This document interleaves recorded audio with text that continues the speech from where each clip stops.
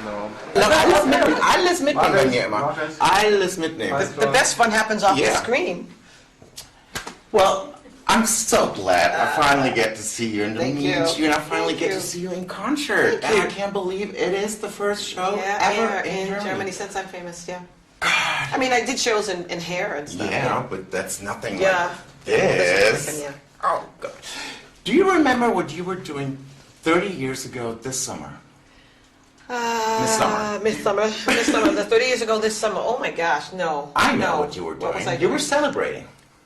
Did I just have a baby? No. What was I doing? You were celebrating the release of Bad Girls. It's the 30th anniversary. Are you kidding me? No, I'm not. Bad Girl. It was your third double album, and the second one went to #1. See, I know. I came prepared. Wow. And what was it? When you finished that record, Bad Girls, did you have a feeling that this would be a big record? Well, I felt that way with all of them, but didn't know whether it was going to actually happen. You always want it to be good, so I was hoping that it would be, and it was. It was a fun album. That album was great.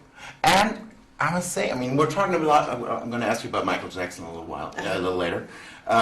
Because we're talking a lot about him and Beat It being the first crossover record. Yeah. But you were there in 1979 and you did Hot Stuff. That's right. Which was disco and rock. That's right. And I won the first Grammy for rock of a woman ever. No woman had ever won the coveted rock award. Wow. Rock and Roll Grammy. How was that? It was exciting. That was the only one. I won. I was up for about 2 or 3 awards, and I think I won 2 that year. But I wanted that Rock and Roll Award. That was the one I really wanted. It was a break too, right? That record. It was a break. It was back, away from the disco. Just dance stuff. Yeah. It was more to my roots because I grew up with rock and roll, and and then being able to do it and actually succeed at it was so exciting for me. Yeah. I mean, I love dance music. Don't get me wrong. I love all music. I really do. Well, of course you love dance music because you had... Been very good to me. Well, there's a lot of #1 records. Thank you. And I was watching you when a lot of people here probably thought, where's Donna Summer? I don't know. But you had a lot of #1 club songs in the meantime. Yeah. And you had a great record out last year, Crayons. Mm-hmm. That was good. And you know what? I made a video... I edited a video to Stamp Your Feet. You did? Oh, yes, great. Because... Can you send it to me? Sure. Okay. Because we had the European Soccer Championship, and I thought Stamp Your Feet was like the perfect song for... It was written for sports. See? I wrote that song for you. All right. You got it. I wrote that song for sports. Really? I did, absolutely. I wrote it because it was like, to me, a sports... anthem. I thought, what can I write for players when they're playing on the field? Stamp your feet on the ground, make it really loud. Yeah. Was that fun making that record? It was so much fun. Because it's been so long. Yeah, and I'm always recording. I have studios that I work in Munich, excuse me, and back in Germany one day, and Munich. I have studios that I work in Nashville and all over the country actually. And so I'm always writing. But, the record industry went through such a morphosis in the last couple of years, well, like 8 to 9 years really, since all of the technology. And, I was busy with my family, and I really didn't want to go on the road and do all that it took to have a record. And so I just kind of took a back seat to all of that. And then I just felt like, I think time's right. It's time to do it. It's time to start working my thing,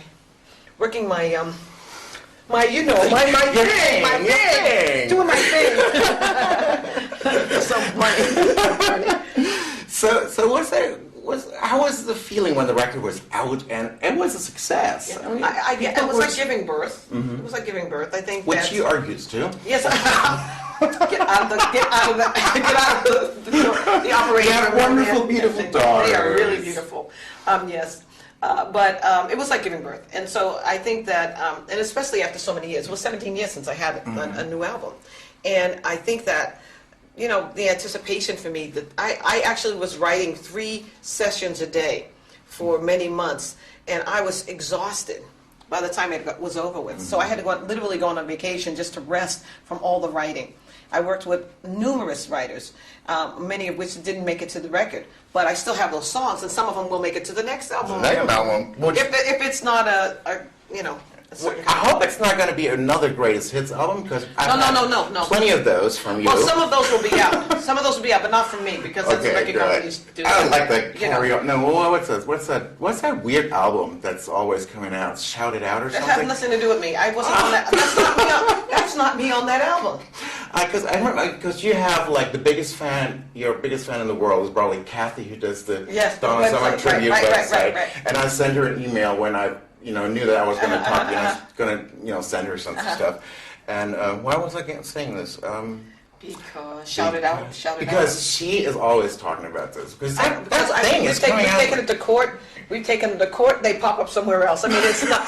Just tell the fans don't buy it. Just forget it. I don't know who put the song out. I don't know how it got out there.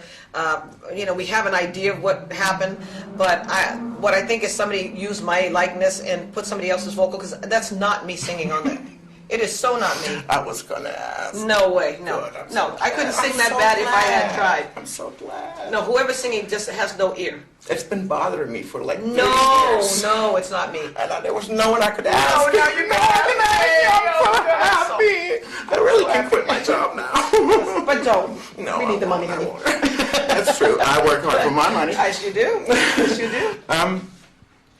What was I going to say? God, I'm a little nervous. I haven't been nervous in a long time. Isn't it exciting to be nervous? Yeah, I feel the same way. I feel the same. I feel like I'm talking about you, Liza Minnelli. I know Liza. Yeah, how's she doing? Because she was good, and I asked her about you because you did that duet together, which was like a wonderful song. Yeah. And she had nothing but the biggest praise. Yeah, we had a good time. She's a sweetheart. Yeah. And my other queen that I met was Patti LaBelle. Oh, Miss LaBelle. We love Miss LaBelle. She's a wild woman. Yeah. I love her eyelashes. You do? That's hysterical. You ain't getting mine, sweetie. Don't go for it. Don't try that. Okay. Stay put. You understand? Okay, that's good. So, when is the next record? Do you have a plan? Yeah, I'm already writing towards that album, and it's not going to be 17 years again. No, hopefully I'll hopefully get it out in the next few months. Hopefully I can get it out by the end of the year, maybe. Cool. God, I'm so excited. Yeah. Excuse me, I have to, because I have a very dry mouth. You want some water? From my pills. Sorry, it's like very unprofessional. That's okay. How long did the doctor say you could stay out of the institution? No, it's because I have this. You want some water? I have some water. That's what, Bitte? You want water? Nein, für mich? Also, ja, bitte. 1 minute, just hold it 1 second. Are we? I could do that. Yes, next time you come. I'll try to work that out. Okay. Okay, then I spend the night at your house? No, I'm just kidding. They all do. Take that. They all come to my house. Okay. That's what you just have to feed me. The original plan was we cook. Yes, let's cook. That's what. Yeah, because you know Miss Patty. You have to cook for Miss Patty. I have her. Oh, I have to her. Her book. I have to her. Okay. The other electronic things question was, I Feel Love is another. I mean, you were so way out there. I Feel Love is still one of the most sampled songs in the history of popular music. When you did that song, was that special? Well, I think for us it was special. I mean, when we heard it, I was telling somebody before that we wrote an entire song to that, full of lyrics, everything. I stood in the room that we were writing in, and I tried singing those words to that song, and I thought, these words don't fit. This isn't that kind of song.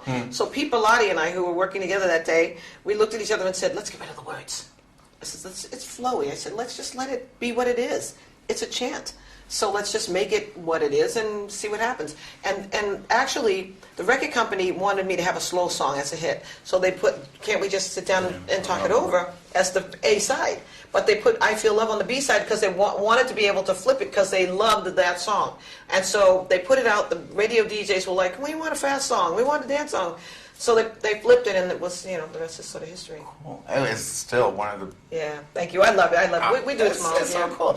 And I have to ask you 2 questions. I have to ask you because it's in my head forever. No More Tears with Barbara Streisand. Yes. Did you really faint, or is Yes, that just an urban myth? No, it's not an urban myth. It Really? happened, yes. I did. What happened was I was holding a note, and I had been up for.